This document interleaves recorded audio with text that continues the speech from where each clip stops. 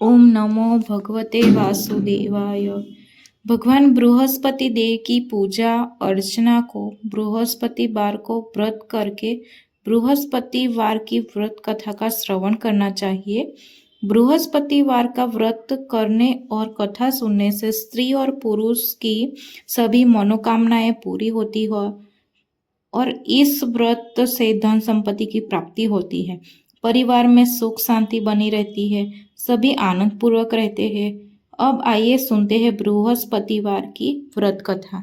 कथा प्रारंभ। एक समय की बात है, एक नगर में एक धनी व्यापारी रहता था। उसके पास धन संपत्ति, नौकर चाकर सब कुछ था, लेकिन एक ही दुख था, उसके घर में लक्ष्मी नहीं टिकती थी और उसकी पत्नी बहुत घमंडी तथा धार्मिक कार्यों से विमुख थी। वह न तो किसी को दान देती थी, न ही किसी भी व्रत को मानती थी।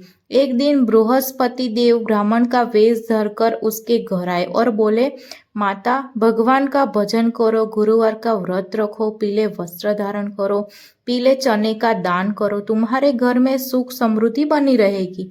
परंतु व्यापारी की पत्नी ने उनका अपमान कर दिया और कहा, मुझे यह सब व्रत उपवास नहीं करना और न ही पीले वस्त्र पहनना है। आ जाओ यहाँ से। बृहस्पति देव नाराज होकर कहा, जैसा तूने किया है वैसा ही फल पाएगी। अब तेरे घर से लक्ष्मी सदा के लिए चली जाएगी।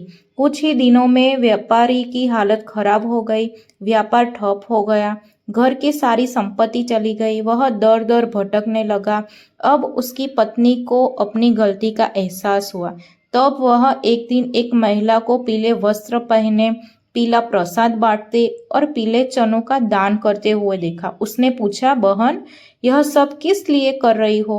उस महिला ने कहा, यह बृहस्पतिवार का व्रत है, इससे जीवन में सुख शांति और धन की प्राप्ति होती है। मैं हर गुरुवार को व्रत करती हूँ और घर में लक्ष्मी बनी रहती है। अब व्यापारी की पत्नी को अपने अपराध का कुछ ही समय में उसके घर में फिर से सुख शांति लौट आई, धन की प्राप्ति हुई और पति का व्यापार भी पुनः चल पड़ा। घर में लक्ष्मी का वास होने लगा।